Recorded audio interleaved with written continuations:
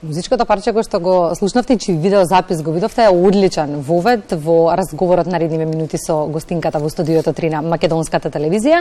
Ја промовираме Urban Pulse, првото електроакустично дело за соло харфа и лента од македонска авторка. За комплетниот мултимедијален проект во кој што се преплетуваат авторската музика, изведувачката дејност и режијата како три различни уметности, повеќе ова утро дознаваме од Весна Стануевска-Микич, која што ни гоствува во студиото 3 на МТВ. Добро утро и добро ни дојдовте. Весна, велите, одамна во вас тлееше желбата да направите дело за соло харфа. Го замислувавте вака уникатно? Како се случи Urban Pulse? Па да, тлееше желбата многу одамна. Но пак ќе кажам дека секогаш во склоп на околности со некои одредени личности кои ќе се сретнати, така настана и целата идеја. Ана ја пратам по социјалните мрежи, незината музика и баш затоа ми се допадна поради типот на музиката која што ја пишува. И затоа решив неа да и се обратам и ето и она влета во таа авантура заедно со мене. Така она создаде едно прекрасно дело, го напиша и на кој што нели стави лента, која што ги представува звуците на нашиот град. Значи од будењето на градот, тие звуци утрински, птиците како пеат, па потоа до бучавата, гужвата на автомобилите, се до заспивање на градот.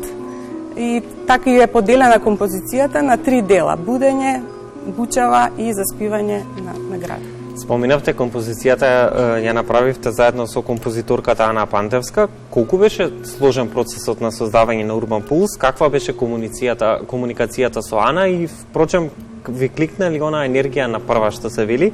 Колку е важно тоа за успехот на еден проект како што е овој? Да, со Ана многу добро ни тргна комуникацијата, затоа што ова е прво македонско современо дело во класичната македонска музика. И бевме пресрекни што ета влагаме во историјата на македонското творештво. Цело време бевме во комуникација, затоа што самиот инструмент е многу комплициран. И нели дадов неколку насоки и многу беше лесна соработката.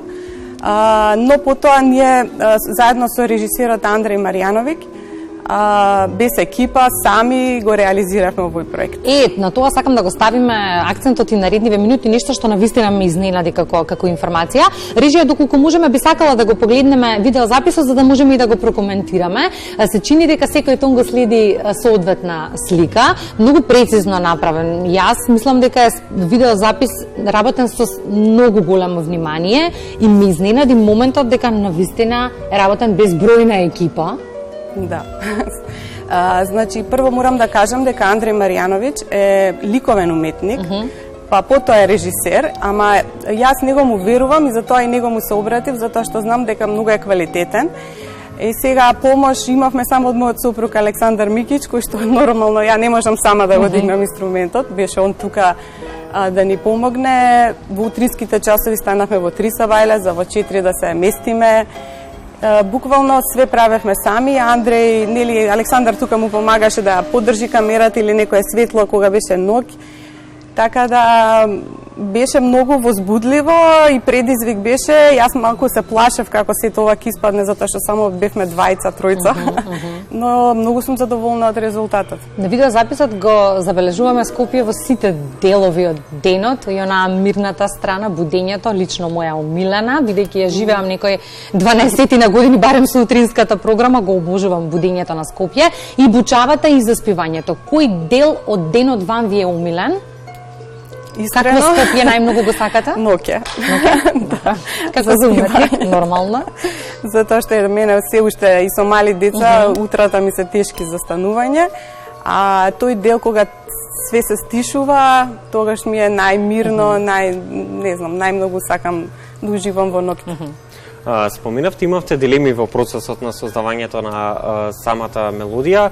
Какви беа реакциите по објавувањето на мелодијата и видеозаписот, особено на публиката, со оглед на тоа што ние сме познати како народ со истечен музички вкус, но слободно ќе кажеме и смели критичари?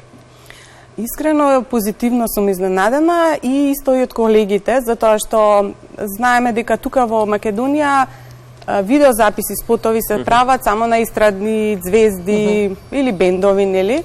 од овој тип, значи, на класичари, музичари не се прават видеозаписи. Не знам зошто е тоа така. На Запад веќе е поодамна, значи, за класични дела се снимаат видеозаписи, а посебно за современи дела. И мислам дека ние сме први кои што направивме видеозапис, дури една моја колешка виолинистка кажа ова ти е многу добра идеја и јас ќе ја применам. Да видите, да, да, затоа што така и се афирмира современата музика. И поттикнува ли Урбан Пулс дополнителна музичка креативност? Се размислува на долги стази, се размислува ли за концерт, се размислува ли за, да речеме, албум или проект со неколку композиции за соло харфа? Во која насока ве води? Да. За албум не сум размислувала, ама за концерт да. Значи баш од овој тип да биде. Поминималистички сакам да биде, со лента, значи тоа е уствари целата убавина за мене. И да се размислува, можеби нема многу скоро да биде, сепак делата треба да се направат, да се напишат, да се навежбаат, па понатака ќе бидат известени. Соло харфата е впрочем еден од инструментите кој што го дава можеби најубавиот звук. Уште поретки се и делата за соло харфа. Има ли посебна причина што е мал бројот на уметници кои што се одредуваат за овој инструмент и каде лежи тоа? Дали во масивноста на истиот, комплицираноста или пак можеби нешто сосема трето? Повеќе аспекти се. Најпрво ќе кажам, луѓето се плашат од големината на инструментот затоа што е многу тежок за транспорт. Значи треба да имаш специјална кула, караван или комбенце за да го пренесеш.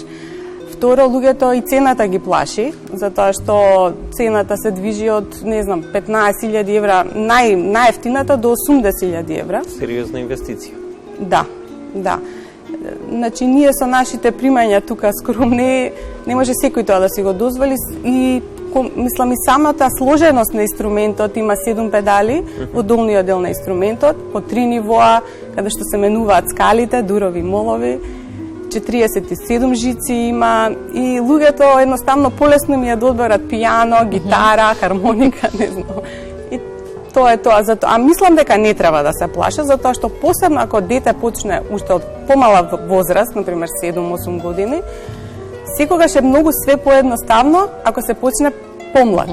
Јас почнав од средно, имам 6 години нижо пијано и тоа многу ми помогна, затоа што нотниот материјал исто се читаат нотите, значи хоризонтално, сизином вертикално, и нели виолински бас клуч, и тоа многу ми беше лесно. А например некој да стартува од прва година средно музичко без нижо музичко, сигурно ќе најде на тешкоти. И во меѓувреме, публиката може да ве слуша на сцената на Националната опера и балет. Оно што ме интересира некаде за крај на разговорот, има ли доволно публика како мотив за творење? Од друга страна, имате ли вие уметниците доволно мотив во вакви кризни времиња за работа?